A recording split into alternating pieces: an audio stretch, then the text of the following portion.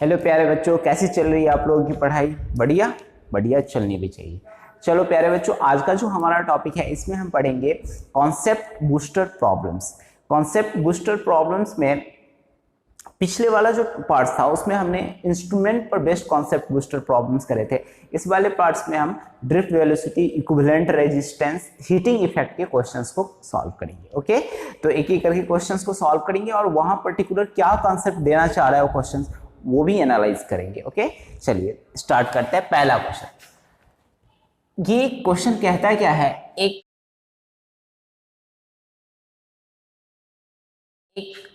Current conducting wire है, ठीक है, कंडक्टिंग वायर, और इसका जो लेंथ है वो दिया हुआ है, वो 1 सेंटीमीटर है, 1 सेंटीमीटर का लेंथ है, और एरिया ऑफ क्रॉस सेक्शन दिया हुआ है। एरिया ऑफ क्रॉस सेक्शन जो है ना, सॉरी, रेडियस दिया हुआ है इस एरिया ऑफ क्रॉस सेक्शन का। जैसे ये वायर है और इसका एरिया ऑफ क्रॉस सेक्शन दिया हुआ है, तो इस एरिया ऑफ क्रॉस सेक्शन का जो रेडियस है वो दिया हुआ है। रेडियस 2 mm है, मतलब 2 × 10⁻³ मीटर।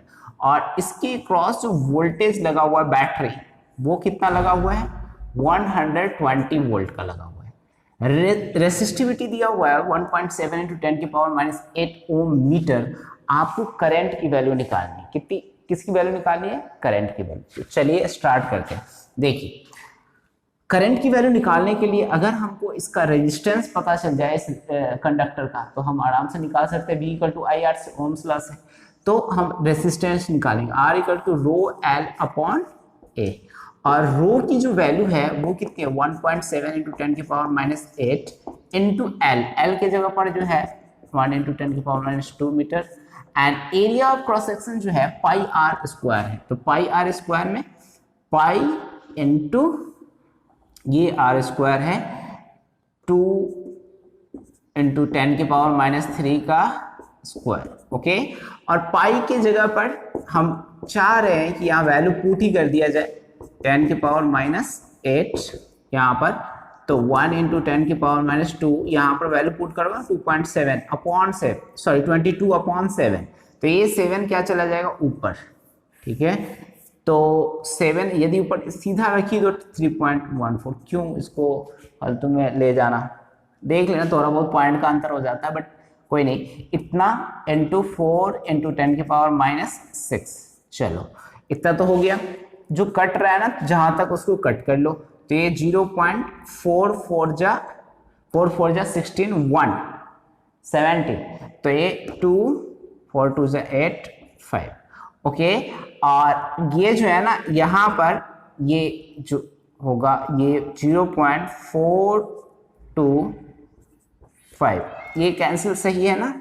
इसको डिवाइड करेंगे ना तो 4 4 जा 16, 1 आएगा 10, तो 4 2 जा 8, 2 25, मतलब 2 उसके बाद 5, तो 4 5 जा 20, तो ये हो जाएगा इतना। और इसमें करोगे ना तो ये होगा 10⁻10 अपॉन 3.14 × 10⁻6, और 0.425 अपॉन 314 × 10⁻4, ये है रेजिस्टेंस की वैल्यू।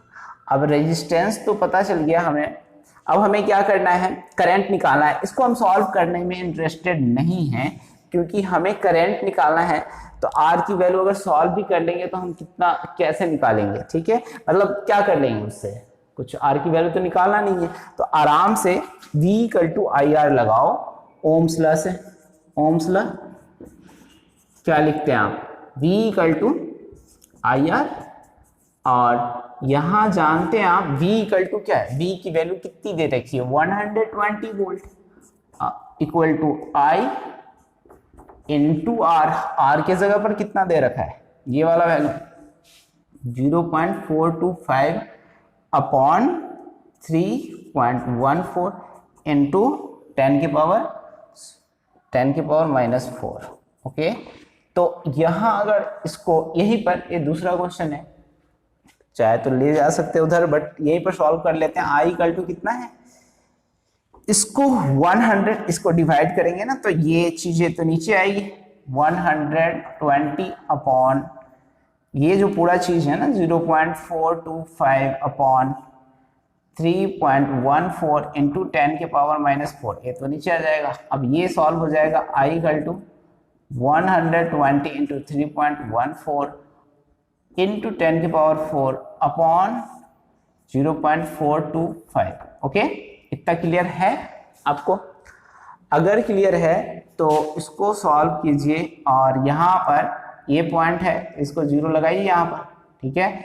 तो 120 इंटू 3.14 पूरा 140, ओके, क्योंकि पॉइंट हटा दिया तो ये बच जाए कितना, 425 इंटू 10 की पावर 4।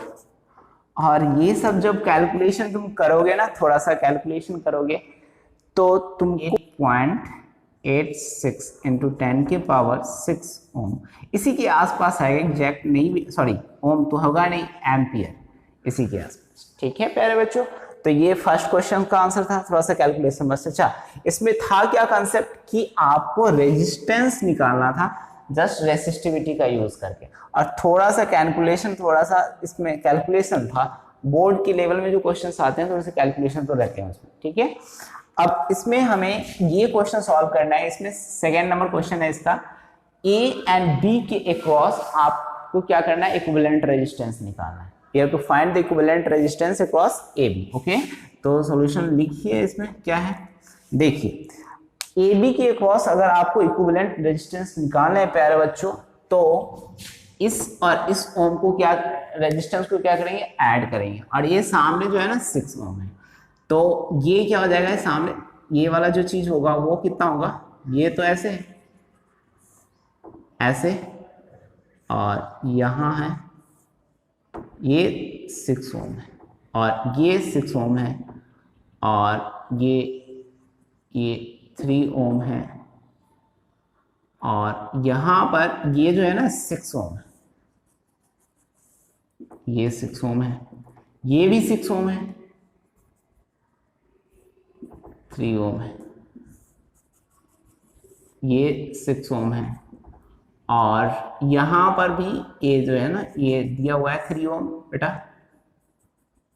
और ये 3 ओम है, ये 3 ओम है, ये ए है और ये बी है, ठीक है।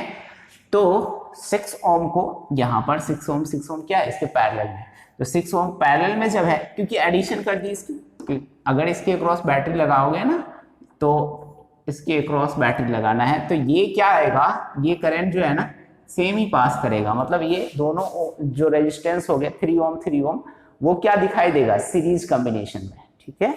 तो सीरीज कॉम्बिनेशन में तो 3 ओम क्या हो जाएगा, 6 ओम, ठीक है। और 6 ओम की क्या है, पैरेलल है।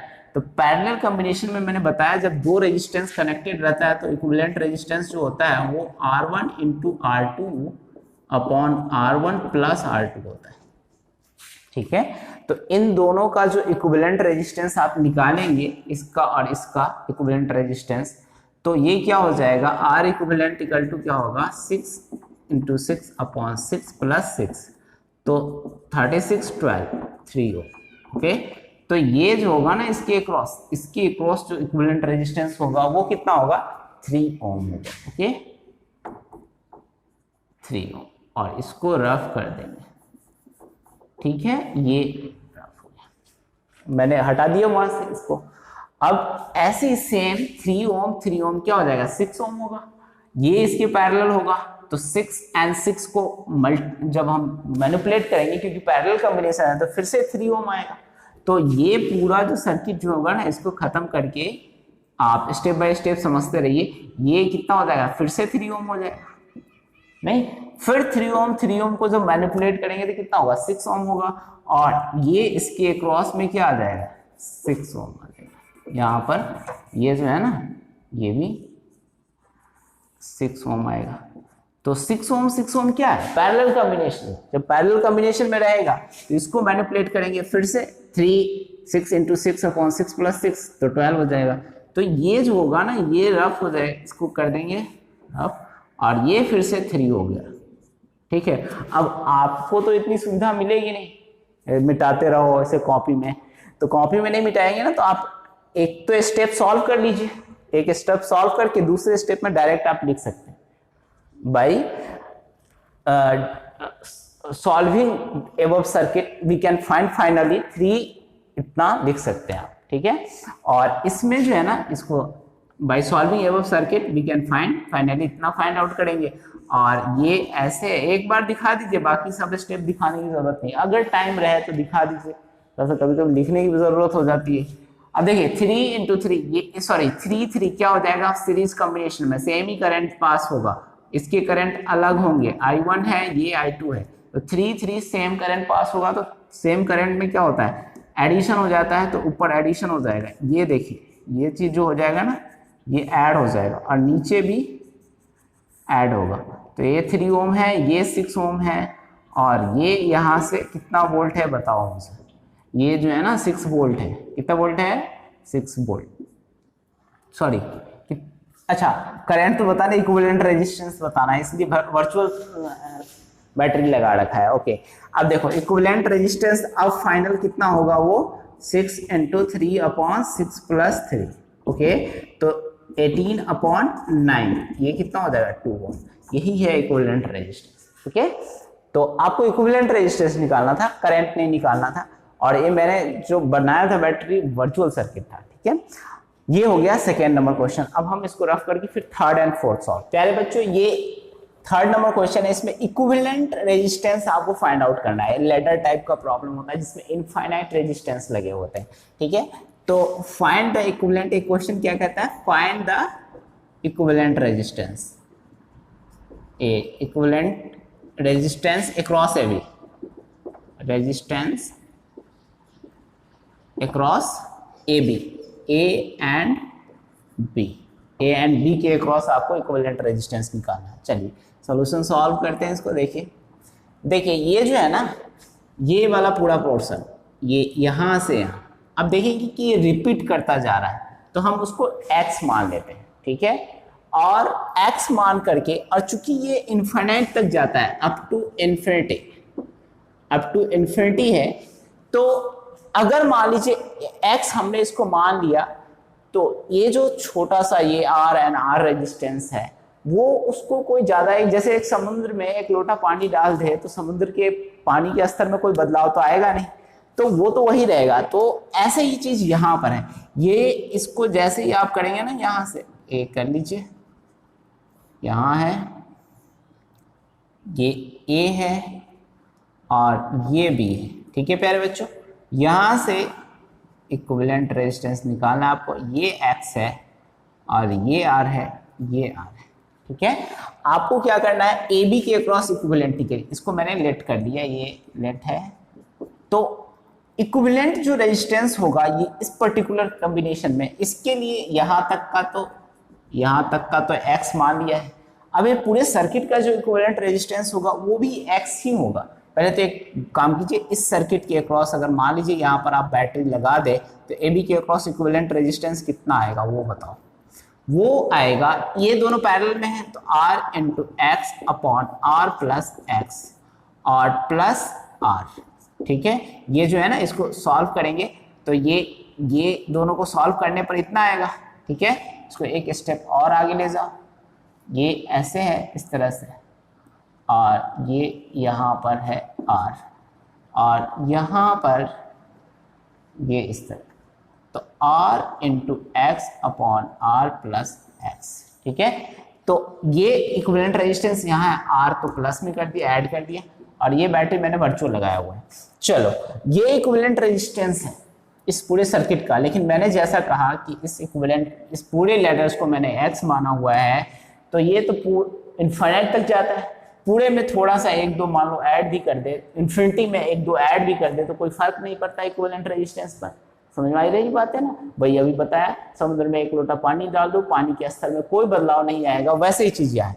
तो ये जो है ना R इक्विवेलेंट जो है, इसको क्या लिखोगे तुम, X, और इसको सॉल्व करो, RX/R + X + R। अब इसको सॉल्व करेंगे तो X = RX + RX/R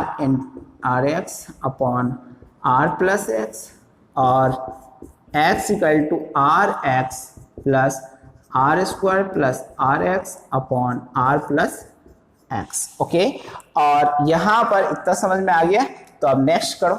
next solve करोगे तो कितना होगा, ये जो है ना 2rx हो जाएगा और इसका क्रॉस मल्टीप्लीकेशन कर दो तो r square plus 2rx plus sorry equal to x into R plus x.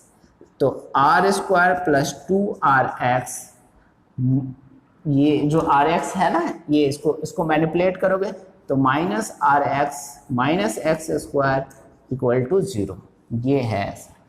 और r square plus 2rx minus sorry ये प्लस 2 है ना तो माइनस rx है तो rx के बीच rx minus x square equal to क्या हो जाएगा 0। क्लियर है?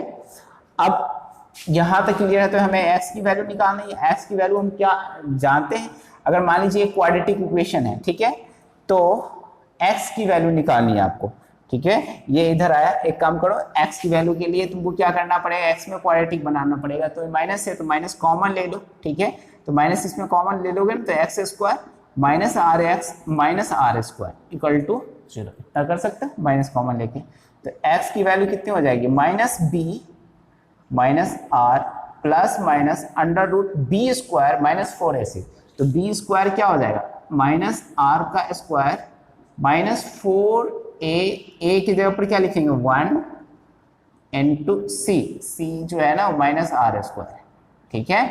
तो ये जो है ना 2 इंटू a, तो ये r plus minus under root r square plus 4r square upon 2, तो r plus minus under root 5r square upon 2, और ये x है तो x इक्वल टू कितना हो जाएगा, इसको करेंगे तो आप r plus minus r under root 5 upon 2, तो दोनों ही होगा x की जगह पर। ये जो है ना इसको करेंगे तो ये प्लस वाला भी आएगा माइनस वाला भी आएगा, लेकिन जिसमें नेगेटिव आ जाएगा उसको हम क्या कर देंगे, नेगलेक्ट। देखो ये r plus r under root 5 upon 2 ये पहला है, r minus r under root 5 upon 2 ये दो। अब इसमें जैसे इसके करोगे ना तो ये 2 पॉइंट कुछ करके आएगा इसका, ठीक है, 2.34 करके। तो ये 2 into r minus 2 into R, तो ये 2 इंटू आर जब आएगा तो नेगेटिव वैल्यू आ जाएगा, तो ये वाला जो चीज है उसको हम नेगलेक्ट कर देंगे और यही बच जाएगा r into 1 plus under root 5 upon 2, ये इतना ये आंसर आ जाएगा, ठीक है। समझ में आई बात है इतनी? तो ये था complete analysis particular ladder circuit का। इस तरह के कोई भी क्वेश्चन आया ना तो सीधा उसको क्या करो x मान लो और उसी कंसेप्ट के आधार पर उसको सॉल्व करो। ये बेसिक कंसेप्ट समझ में आया इसका, कि किसी बड़े क्वांटिटी में छोटे क्वांटिटी को अगर ऐड कर दे तो उससे छोटे क्वांटिटी के ऐड करने से बड़े क्वांटिटी पर कोई ज्यादा इफेक्ट नहीं पड़ता है, बस यही बेसिक कॉन्सेप्ट था। अब इसका निकालो, ये जो है ना यहाँ से ये आपको सॉल्यूशन है इसका। देखो यहाँ पर find out the equivalent resistance and potential difference across each. Equivalent resistance निकालना है, तो ये तो सीरीज कॉम्बिनेशन में है, ये है ऐसे करंट जाएगा, ये I और ये I ऐसा, तो R इक्विवेलेंट निकालना है तुमको। देखो सर्किट सीरीज कॉम्बिनेशन में क्या होता है, R1 plus R2 plus R3, नहीं तो ये तो देख करके ये 2 प्लस 3 मतलब क्या हो जाएगा 6 ओम। ओके, अब हमें क्या करना है, equivalent potential difference across each resistance. अब देखो पोटेंशियल डिफरेंस अगर ईच रेजिस्टेंस के अक्रॉस निकालना है ना तुमको तो पहले करंट चाहिए होगा, नहीं V इक्वल टू IR लगाने के लिए ओम्स लॉ से। तो करंट के लिए आप क्या करना पड़ेगा, I equal to V upon R equivalent, ठीक है प्यारे बच्चों।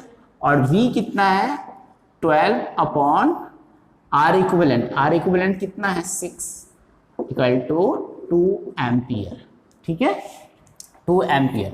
अब हमें क्या निकालना है, V1 निकालना है, तो IR1 I2 इंटू R1 की वैल्यू कितनी है 1 मतलब 2 वोल्ट, और V2 इक्वल टू क्या निकालना IR2, तो I की जगह पर कितना है 2 into 2 4 volt, okay. And V3 equal to क्या निकालना IR3, तो I2 इंटू R3 की जगह पर कितना निकलना है 3 6 वोल्ट। ओके, तो ये हो जाएगा V1 V2 एंड V3 की वैल्यू। ओके, क्लियर एनालिसिस समझ में आया? तो ये 4th नंबर क्वेश्चन था, इसका आंसर ये होगा हर एक का इंडिविजुअल। ओके, अब हम 5th एंड 6th देखते हैं।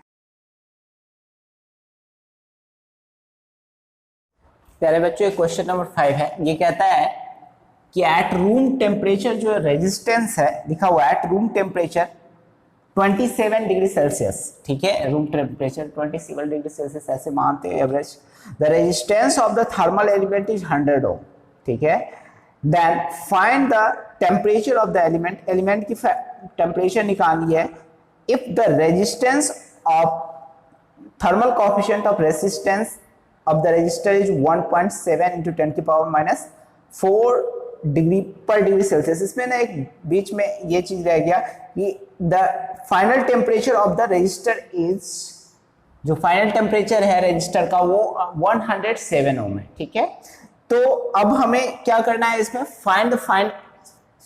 फाइनल रेजिस्टेंस जो है 107 ओम है, find the final temperature, final temperature आपको फाइंड आउट करना है। तो देखिए इधर ये जो है ना R, सॉल्यूशन निकालिए इसमें, R2 equal to R1 into 1 plus T2 minus T1, ठीक है। और यहाँ पर ये जो है ना R2 वो है 107 और R1 की जगह पर कितना है 100 ओम, 1 plus T2 minus T1 into alpha, ये अल्फा तो लगाना ही पड़ेगा ना, ये कोएफिशिएंट ऑफ रेजिस्टेंस दिया हुआ है 10 की power minus 4 into T2 minus T1, T2 आपको निकालना है, T1 दिया हुआ है इतना। तो ये जो है ना इसको डिवाइड करते हैं इसमें 1.17 1 प्लस 1.7 इंटू 10 की पावर माइनस 4 तो T2 माइनस 27, ओके, और इसको माइनस करेंगे, इसमें से सब्ट्रैक्ट करेंगे तो 0.17 to 1.7 इंटू 10 की पावर माइनस 4 T2 माइनस 27 और ये यहाँ से लाओ इसको नीचे तो T2 minus 27 into 0.17 upon 1.7 into 10 की पावर माइनस 4, ओके। और यहाँ पर करेंगे T2 माइनस 27 तो इतना जब ऊपर ले जाएंगे ना तो 0.17 इंटू 10 की पावर 4 अपॉन 1.7, तो इसमें करेंगे T2 माइनस 27, ये इसको आगे लाए 1.7 इंटू 10 की पावर 4 अपॉन 10 की पावर 3 और 1.7 ये कैंसिल हो जाएगा तो T2 माइनस 27 और ये 1000 है और T2 इक्वल टू क्या हो जाएगा 1000 प्लस, इसको शायद ये नीचे आ गया होगा तो देख लो इधर, ये T2 इक्वल टू 1000 प्लस 27 प्यारे बच्चों 1027 इतना डिग्री सेल्सियस, ये आंसर आपका, क्लियर है। तो ये हो गया कितना T2 का वैल्यू। अब ये 5 तो पता चल गया, अब 6 देखिए, find the resistivity of the conductor. देखो क्या रहा है, लेंथ ऑफ द कंडक्टर दिया हुआ है, एरिया ऑफ क्रॉस सेक्शन दिया हुआ है, रेजिस्टेंस दिया हुआ है, आपको ना इसमें फाइंड आउट करना है resistivity of the conductor, conductor की रेसिस्टिविटी। एक्चुअल लैंग्वेज में पढ़ के सुना देता हूं,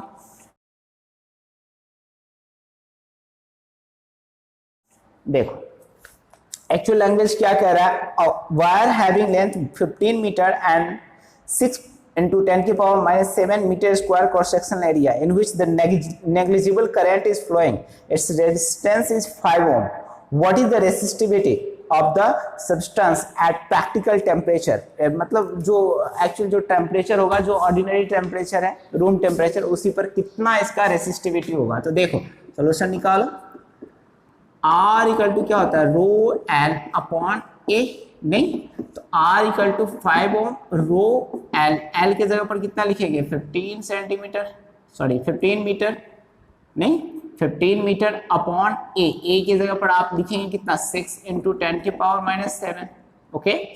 आपको करना क्या है, रो की वैल्यू निकालनी है, तो 15 रो इंटू 5 इंटू 6 इंटू 10 की power minus 7 and rho equal to 5 6 30 into 10 की power minus 7 upon 15 to rho equal to 2 into 10 की पावर माइनस 7 ओम मीटर, यही है आंसर। ठीक है, तो ये 5 and 6 हो गया। अब नेक्स्ट क्वेश्चन करते हैं 7।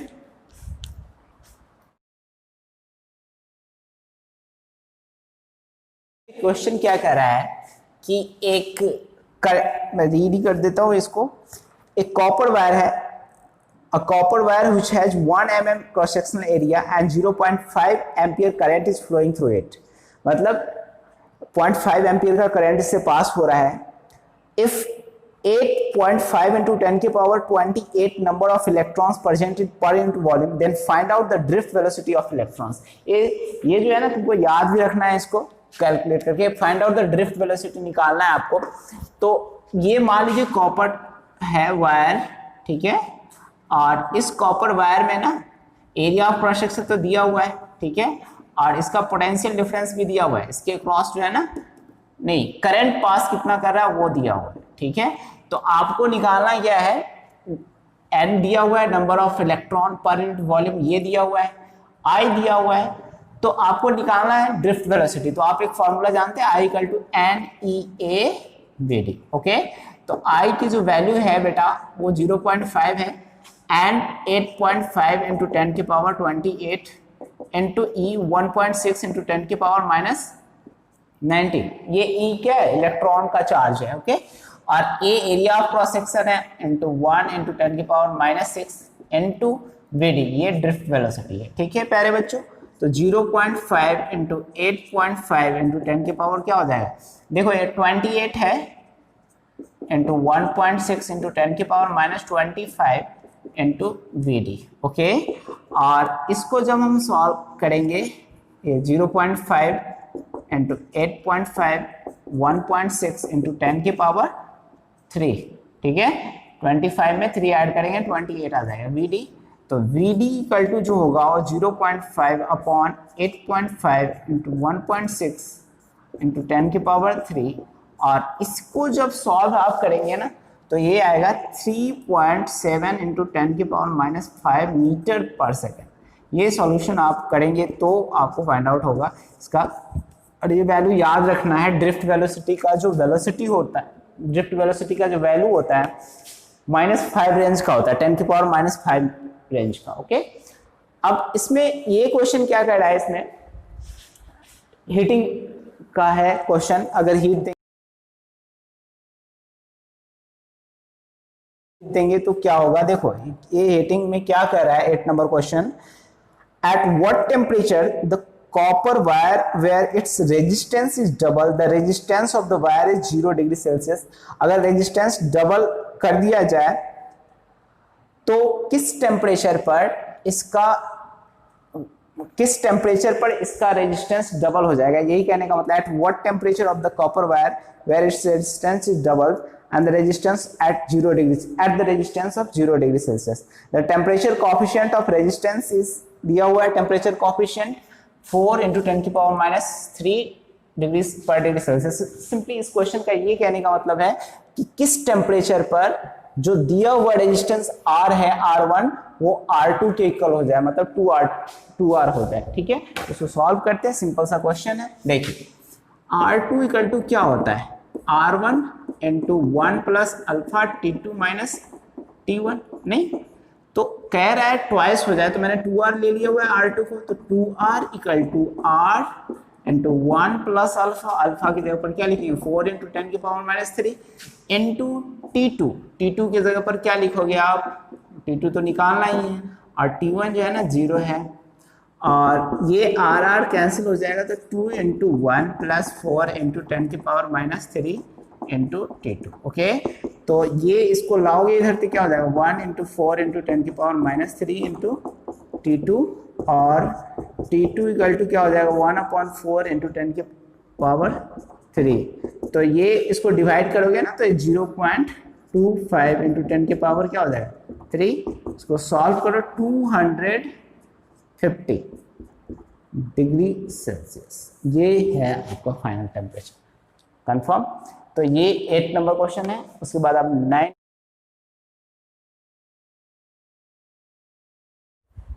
प्यारे बच्चों, 9th नंबर क्वेश्चन है। 9th नंबर क्वेश्चन में क्या कह रहा है कि एक बैटरी है, EMF of accumulator battery of car is 12 volt का, 12 वोल्ट का बैटरी है, internal resistance is 0.4 ohm, then find out the maximum current run from the battery. Simple सा, बहुत सिंपल क्वेश्चन। देखो ये एक बैटरी है और इसका इंटरनल रेजिस्टेंस 0.4 ओम है, मतलब है 12 वोल्ट की, तो ये बैटरी है, 0.4 ओम इसका इंटरनल रेजिस्टेंस है।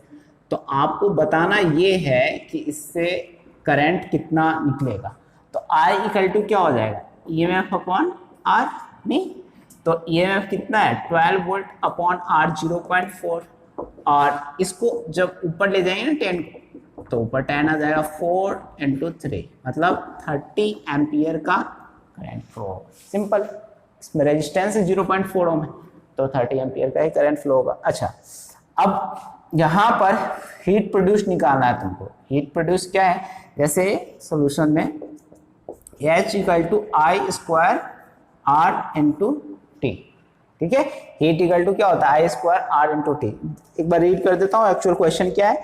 A coil is immersed in water which has a resistance of 4.2 ohm, if 2 ampere current is flowing through it for 10 minute, then find out heat how much heat will be produce in calorie. कितना calorie में heat produce होगा, joule दिया हुआ है, मतलब J equal to इसके conversion में factor दिया हुआ है 4.2 जूल पर कैलोरी। देखो हीट इक्वल टू क्या होता है, ये I square R into T. R की जगह पर कितना लिखोगे 4.2 इंटू टी, टी की जगह पर कितना होगा 600 सेकेंड, और 4 इंटू 4.2 इंटू 600, और इसको जब हम मल्टीप्लाई करते हैं ना, तो चलो मल्टीप्लाई करने की ये जूल में आ गया, ओके। तो इसको हमें कैलोरी में चेंज करना है, तो कैलोरी में चेंज करने के लिए आपको क्या करना पड़ेगा, इतना से डिवाइड करना पड़ेगा, ठीक है। तो ये जूल में है, इतना जूल इक्वल टू 1 कैलोरी, तो 1 जूल इक्वल टू कितना, और इतना जूल इक्वल टू कितना। तो हीट में हम कन्वर्ट कर, मतलब कैलोरी में कन्वर्ट करना चाहते हैं, तो here heat equal to 4 into 4.2, यहाँ लिख दूँ क्या, नहीं दिख रहा है, heat equal to 4 into 4.2 into 600 upon 4.2, okay, ये कैंसिल हो जाएगा, 4 इंटू 6 2400 कैलोरी, ओके, ये आपका answer, okay. Heat produce calorie में निकालने के लिए आपको डिवाइड करना पड़ेगा। एक कन्वर्जन इससे समझ में आया ना, 4.2 जूल इक्वल टू 1 कैलोरी होता है, तो 1 जूल इक्वल टू क्या होगा 1.4.2 कैलोरी, और इतना जूल इक्वल टू कितना होगा, तो 4 इंटू 4.2 इंटू 600, और इसमें तुमको क्या करना है, मल्टीप्लाई करना है 4 इंटू 4.2 इंटू 600 से, बस ये चीज निकलेगा, तो डिवाइड ही तो करना है इसमें। चलो अब ये जो है ना 11वां नंबर क्वेश्चन जो कहता है, the length of A cylindrical tube is L and its internal and external radius are A and B respectively. The resistivity of matter is rho. Then find out the resistance between the ends of the tube. अगर resistivity दिया हुआ है rho, ठीक है, देखो simple है, तो resistance equal to क्या होता है rho L अपॉन A, नहीं तो rho तो ठीक है, L भी ठीक है, अब A निकालना है तो पाई R स्क्वायर होगा, लेकिन R क्या है, एक तो इंटरनल है, ये वाला है, इसको कहते हैं A, और एक एक्सटर्नल है जिसको हम ये कहते हैं, तो ये क्या हो जाएगा B, ठीक है। तो R internal square plus R external, sorry plus नहीं माइनस होगा, क्योंकि अंदर का जो रेडियस है ना वो सबट्रैक्टिव तो होता है एरिया, खोखले सिलेंडर, ठीक है, हॉलो सिलेंडर का जो एरिया निकालते हैं तो क्या होता है external minus internal, sorry external minus internal, ठीक है। तो एक्सटर्नल जो है ना वो rho L upon pi, external की वैल्यू कितनी होगी B square minus A square, और ये है आर, तो यही तुम्हारा वैल्यू होगा rho L upon pi B square minus A square. Clear है, ये है 11 नंबर क्वेश्चन, ये सिंपल सा क्वेश्चन है। उसके बाद ना 12 नंबर क्वेश्चन जो है, ये क्वेश्चन मैंने सॉल्व करा दिए थे इन हाउस, तो इस सीट का करने का कोई मतलब ही नहीं बनता। हीटिंग इफेक्ट में ये क्वेश्चन सेम क्वेश्चन हमने करवाया हुआ है, हीटिंग इफेक्ट टॉपिक में, ठीक है। तो वहाँ मैंने टॉपिक में करवा दिया हुआ है। जैसे in a house 4 bulb 100 watt and 4 bulbs of 40 watts glows daily for 4 hours and 6 hours respectively. 2 fans 60 watt running daily for 8 hours. Find out the consumptions of electricity in 30 days for 1 month if rate of consumption of electricity 5 rupees per minute. Simple यही questions करवाए ही है उसमें, तो इसमें time waste करने की जरूरत नहीं। ये आपको 11 तक सारा क्वेश्चन कॉन्सेप्ट समझ में आ गया होगा, ठीक है। ओके, तो ये क्वेश्चन तो आप हीटिंग इफेक्ट से कर लें, ओके, क्लियर है।